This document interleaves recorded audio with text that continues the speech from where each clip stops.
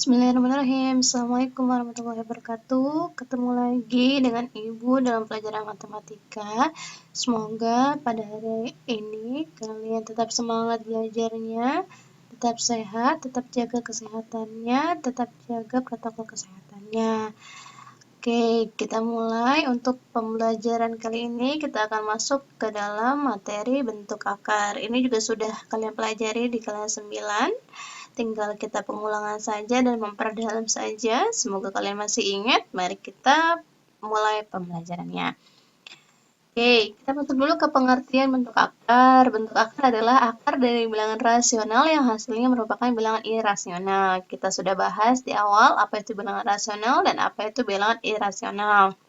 Nanti tinggal diingat lagi ya. Jadi Ibu tidak bahas lagi tentang pengertian bilangan rasional dan bilangan irasional. Oke, untuk menyederhanakan bentuk akar, yang pertama untuk A, B, bilangan bulat positif berlaku. Nah, ini gimana cara bacanya? Cara bacanya adalah akar pangkat N dari A kali B sama dengan akar pangkat N dari A dikali akar pangkat N dari B. Gitu ya. Jadi bacanya akar pangkat N. N-nya itu di sini apa? Kalau misalkan di sini 3 berarti akar pangkat 3 gitu. Jadi akar pangkat baru sebutkan yang di dalamnya. Untuk penjumlahan dan pengurangan bentuk akar, untuk A dan B bilangan real dan C adalah bilangan rasional non-negatif. Jadi syaratnya adalah non-negatif atau bilangannya positif. Berlaku A akar C ditambah B akar C sama dengan A tambah B akar C. Syaratnya bilangan yang ada di dalam akar ini harus sama. Kalau misalkan di sini 3, di sini 3, baru si A dan B-nya bisa dijumlahkan. Kalau misalkan di sini 3, di sini 2, A dan B-nya tidak bisa dijumlahkan gitu. Jadi yang dijumlahkan hanya yang di depannya saja. Misalkan di sini ada 2 akar 3 ditambah 3 akar 3, jadi 2 tambah 3, 5. Akar 3 tambah akar 3 ini jangan ditambahkan, atau jangan dijumlahkan ya. Jadi yang dijumlahkan hanya si koefisien atau yang ada di luarnya saja. Ini juga sama untuk pengurangannya, cuma bedanya kalau ini penjumlahan, ini pengurangan. Sama ya, ini A dikurang B akar C. Nah, ini contohnya. Ada 3 akar 5 tambah 7 akar 5 dikurang 12 akar 5. Berarti yang kalian lihat hanya koefisiennya saja atau angka yang ada di depan akarnya saja, yaitu 3, 7, dan min 12. Berarti 3 tambah 7 kurang 12. Karena ini sudah sama nih, bilangan yang ada di dalam akarnya sudah sama ya, akar 5. Dan tidak usah ikut dijumlahkan ya. Jadi tetap saja akar 5. Jangan jadi 5 tambah 5 tambah 5 gitu ya. Jadi yang dijumlahkan atau dikurangkan hanya yang ada di luar akarnya saja. 3 tambah 7 itu 10. 10 dikurang 12 hasilnya negatif 2 akar 5. Gitu ya. Oke, kita lanjut ke perkalian bentuk akar. Untuk A dan B bilangan rasional non-negatif, berarti A, B-nya itu nggak boleh negatif. C dan D bilangan real berlaku. Yang pertama, akar A dikali akar B, itu sama aja kayak tinggal kalikan A kali B saja diakarkan. Yang kedua, kalau ada akar A dikali akar A, nah ini akarnya langsung hilangkan saja kalau angkanya sama. Langsung jadinya hasilnya A saja. Nah, kalau yang ini berarti C akar A dikali D akar B, maka yang di luar dikalikan dengan yang di luar, C kali D akar A dikalikan dengan akar B, maka jadi akar A kali B. Jadi di luar dengan di luar, di dalam dengan di dalam. Gitu cara mengalikannya ya. Beda dengan penjumlahan tadi. Kalau penjumlahan hanya di luarnya saja yang dikalikan, dijumlahkan dan dikurangkan. Tapi kalau perkalian, yang di luar dengan yang di luar dikalikan, yang di dalam akar dengan di dalam akar dikalikan. Gitu ya. Nah, contohnya seperti ini. Yang pertama akar 3 dikali akar 18. Berarti sama aja kayak akar 3 kali 18. 3 kali 18 hasilnya 54. Ini harus disederhanakan karena biasanya bentuk akar itu minta bentuk yang paling sederhana. Bu, kalau misalkan sampai sini aja jawabannya betul atau salah? Betul sebenarnya, cuman kalau soalnya pilihan ganda, biasanya dia minta yang paling sederhana. Tapi kalau soalnya esai sampai di sini juga sudah dapat poin penyelesaian. Kita sederhanakan. Bu, cara menyederhanakannya bagaimana? Cara menyederhanakannya, kalian ubah si 54 ini menjadi perkalian. Dengan salah satunya pasangannya adalah bilangan yang bisa diakarkan. Bilangan yang bisa diakarkan itu berapa? 1, 4, kemudian 9, 16, 25, 36, 49, dan seterusnya. Gitu ya. Jadi, kalian cari 54 itu berapa ya? Misalkan 2 bisa diakarkan, tidak. 4 kali berapa yang hasilnya 54? Nah, ternyata ketemu 9 dikali 6. Kenapa gitu? Supaya salah satunya bisa dihasilkan. Akar dari 9 adalah 3. Akar dari 6 kan nggak ada nih. Berarti biarkan saja akar 6. Maka bentuk sederhana dari akar 54 adalah 3 akar 6. Gitu ya. Ini juga sudah dijelaskan di SMP, nanti kalau lupa bisa dibuka lagi buku paketnya atau buku catatannya. Oke, untuk contoh yang kedua, ini ada akar 5 dikali akar 5 sama dengan 5. Kok bisa 5? Tadi kita balik ke sifat ya, ke sifat yang ini nih. Akar A dikali akar A itu adalah hasilnya A, atau si akarnya langsung kita hilangkan. Karena akar 5 kali akar 5 itu kan akar 25. Akar 25 itu adalah hasilnya 5. Jadi supaya mudahnya langsung kita hilangkan aja akarnya. Jadi tinggal hasilnya 5 saja. Oke, yang ketiga ada 4 akar 3 dikalikan 5 akar 2. Berarti ini tinggal kita kalikan yang di luar 4 kali 5, yang di dalam 3 kali 2. 4 kali 5 hasilnya 20. Akar 3 kali 2 hasilnya akar 6. Akar 6 ada yang bisa kita pecah angkanya?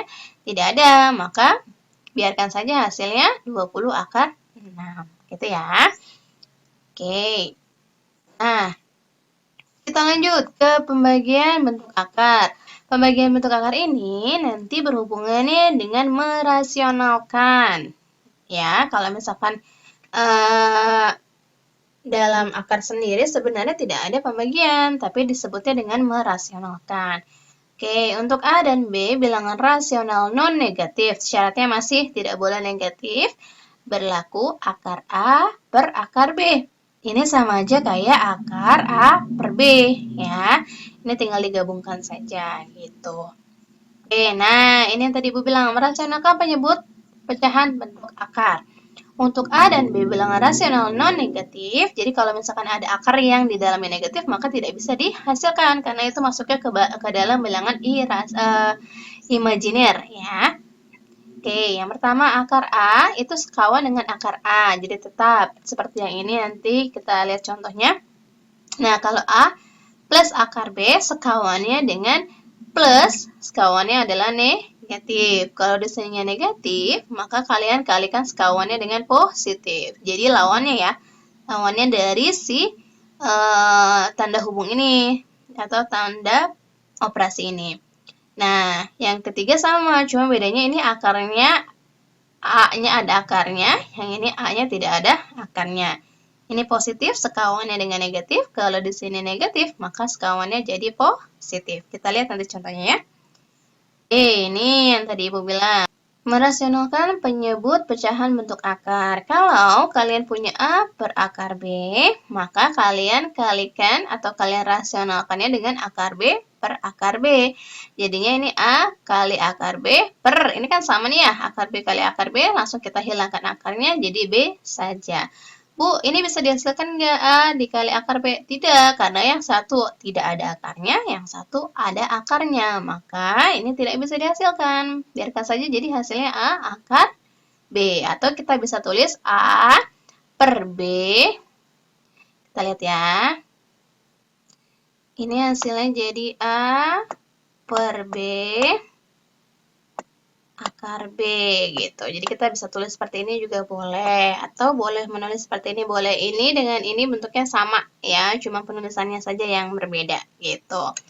Oke, lanjut. Nah, kalau yang pertama ada C per A plus akar B, itu dikalikannya kalau positif, sekawannya adalah negatif. Berarti kita harus kalikan dia dengan negatif. Nah, cara mengalikannya gimana? C dikalikan ini kasih kurung aja nih.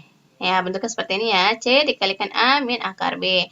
Nanti mengalikannya tinggal kali silang. A kali C kali akar B. Gitu ya. Kalau yang ini tinggal kalian kalikan depan dengan depan, belakang dengan belakang.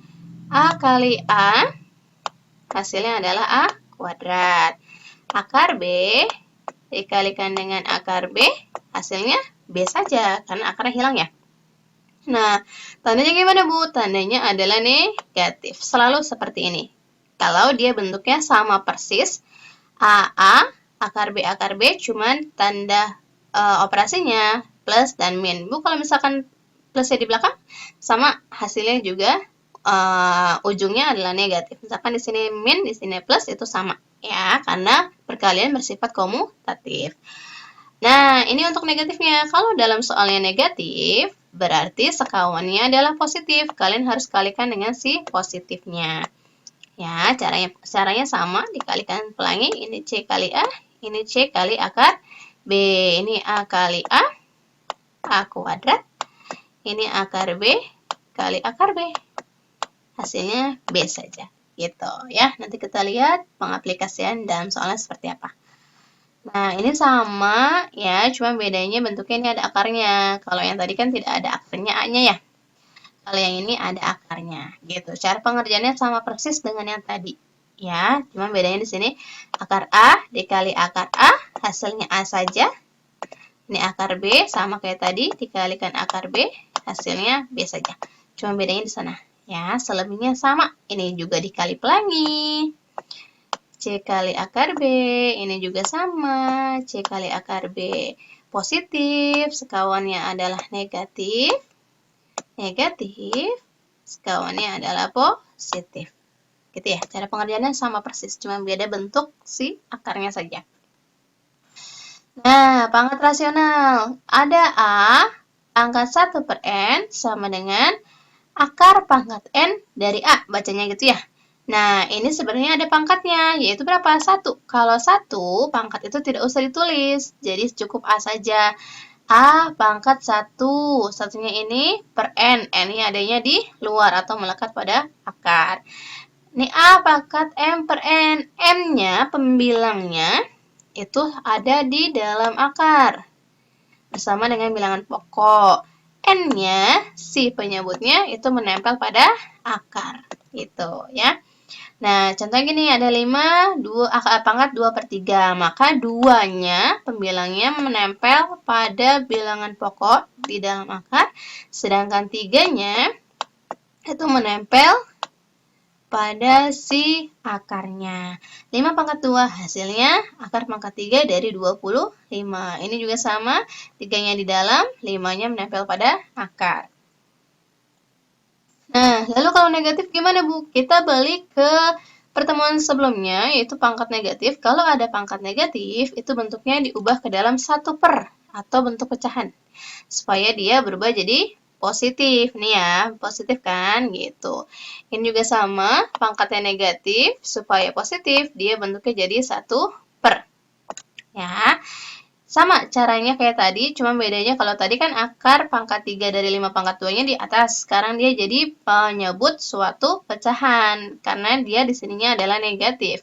Jadi supaya jadi positif, dia jadi 1 per atau berubah jadi pecahan. Gitu ya. Oke, ini yang bisa Ibu sampaikan untuk materi bentuk akar. Bu, contoh soal-soalnya seperti apa? Kalian bisa cari di Google boleh, di buku paket boleh. Di sana banyak sekali contoh soal pengaplikasiannya. Bisa kalian pahami bentuk-bentuk soalnya. Jadi nanti kalau kalian ketemu dalam suatu permasalahan, kalian sudah bisa menyelesaikannya. Kira-kira harus menyelesaikan dengan cara seperti apa? Oke, itu yang bisa Ibu sampaikan. Kurang lebihnya mohon maaf. Wassalamualaikum warahmatullahi wabarakatuh.